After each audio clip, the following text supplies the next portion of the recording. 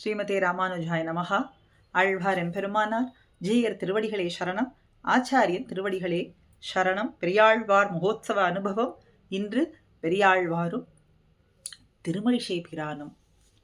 ஆக முதல்ல உளந்தொட்டு இரணியன் நெஞ்சை என்று பெரியாழ்வார் திருமொழி பாசுரம். உதிர்த்தலத்தை ஊன்னினாய், இது திருமழிசை பிரான்.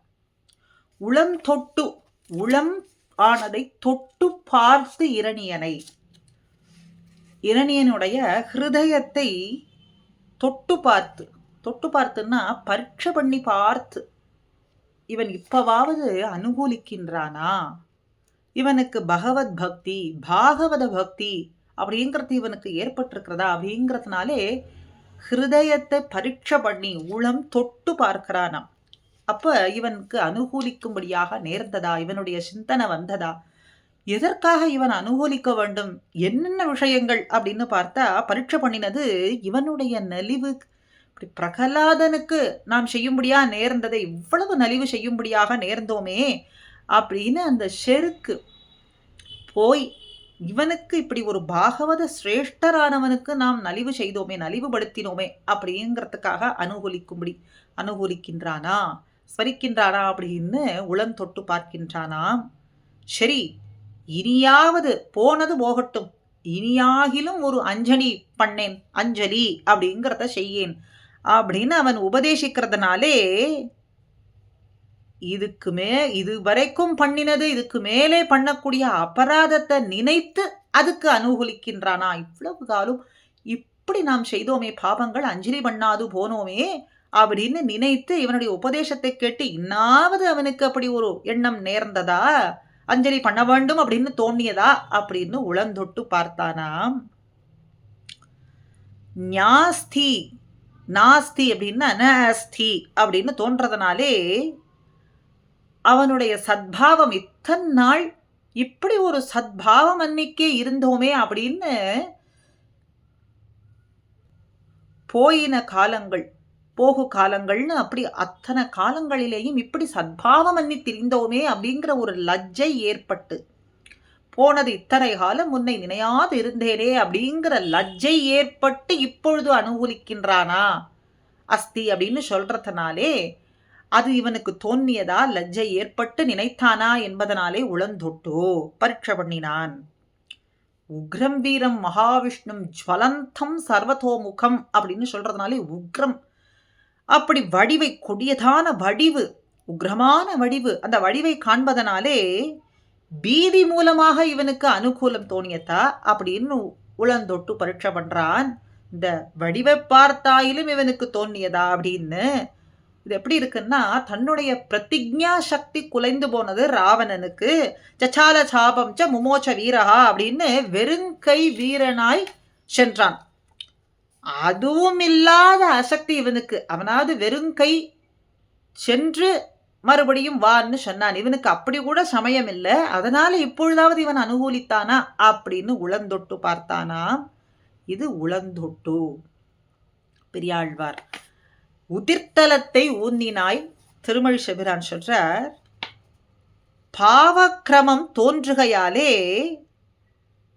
வியசன பரம்பரைகளாலேயே அனுகூலிக்கவுமாம். அதாவது இன்னமும் இந்த புடைகள் இப்போது அனுகூலிக்குமா, இப்பவாவது அனுகூலிப்பானா, இப்பவாவது இவனுக்கு தோன்றியதா, பகவத் பக்தி பிறந்ததா, பாகவத பக்தி பிறந்ததா, இவன் செய்த குத்தத்துக்கு இவன் லஜ்ஜை ஏற்பட்டு இவன் தன்னையே நொந்து கொண்டு நினைத்தானா அப்படின்னு உதிர்த்தலத்தை தோன்றியதா, இப்போதாவது தோன்றியதா, இந்த க்ஷணமாவது தோன்றியதா அப்படின்னு சொல்றது போல உதிர்த்தலத்தை, உரத்தினில் கரத்தை வைத்து உதிர்த்தலத்தை ஊன்றினாய் அப்படின்னு இந்த இடத்துல பாசுரம்.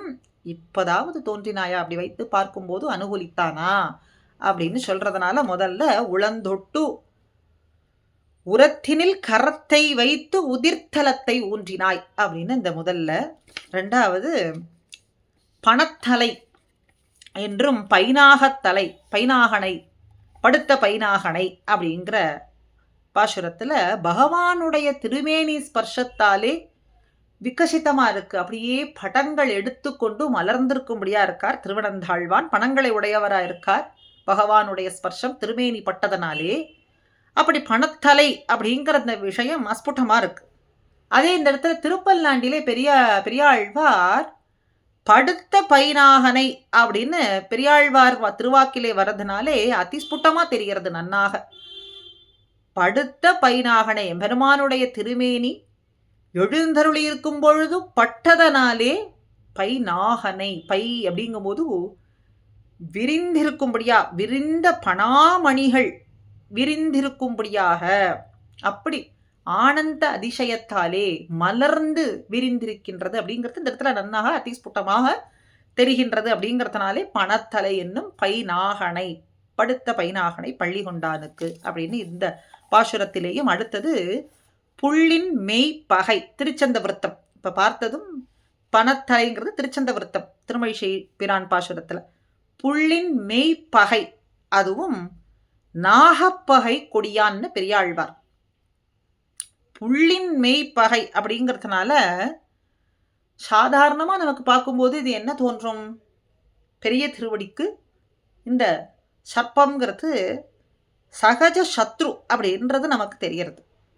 சாமானிய திருஷ்டியால் பார்த்தா திருவடிக்கு சகஜ சத்ரு.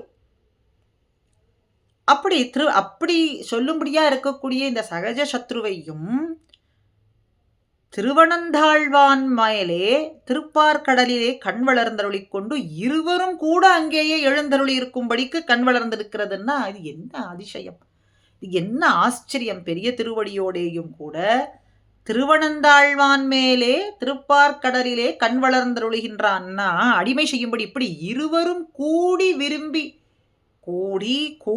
இருவரும் கூடி விரும்பி அடிமை செய்யும்படிக்கு எழுந்தருளி இருக்கின்றானே அப்படின்னு சொல்றார். சரி, சகஜ சத்ருவ புத்தியா இருக்கு இரண்டு பேருக்குமே, திருவடிக்கும் இவருக்கும். அது சம்சாரத்துல. ஆனா இருவரையும் ஏக கண்டராக்கி கொண்டு அடிமை கொண்டது இது தேவரியினுடைய சர்வ சக்தத்துவத்தை பிரகாசிக்கும்படியாக செய்கின்றது. சேரவே சேராது அப்படிப்பட்டதை சேர்த்தி கொண்டு சொல்றது. சகஜ சத்ரு சம்சாரத்துல அப்படி இரண்டு பேரையும் ஏக கண்டராக்கி இருவரையுமே அடிமை செய்யும்படிக்கு செய்தானேன்னா இது தேவரீரனுடைய சர்வசக்தியை பிரகாசிக்கும்படிக்குத்தானே செய்யும்படியா இருக்கு. அப்படி அனாதியாய் அகங்காரத்தை விரும்பி போந்த சேத்தனன், அகங்காரம் அமகாரத்திலேயே கட்டுண்டு கிடக்கக்கூடியவனான இந்த சேத்தனனை நித்திய சூரிகளோடு கூட ஒரு கோர்வையா இருக்கும்படிக்கு சேஷதைக்க ரசரர்கள் அப்படின்னு சொல்றோம். சேஷதைக்க ரசரான நித்திய சூரிகளோடு கூட ஒரு கோர்வையா இருக்கும்படிக்கு செய்யறான்னா அதுவும் இந்த சக்தி தானே அப்படி செய்யும்படிக்கு பண்றது. சகஜ சத்ரு இருவரையும் ஏக கண்டராக்கினான்.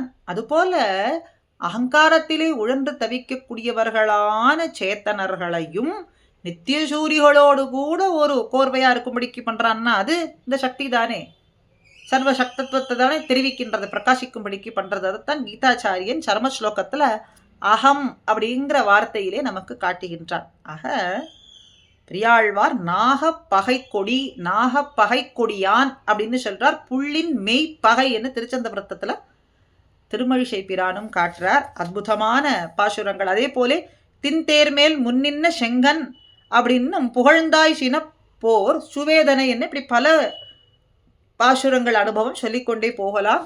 ஆக முக்கியமான இந்த பாசுரங்கள் திருமழிசை பிரானுக்கும் பெரியாழ்வாருக்கும் இன்று அனுபவித்தோம். அடுத்த ஆழ்வார்கள் அனுபவம் அடுத்த பகுதியிலே. ஸ்ரீமதே ராமானுஜாய நமஹா.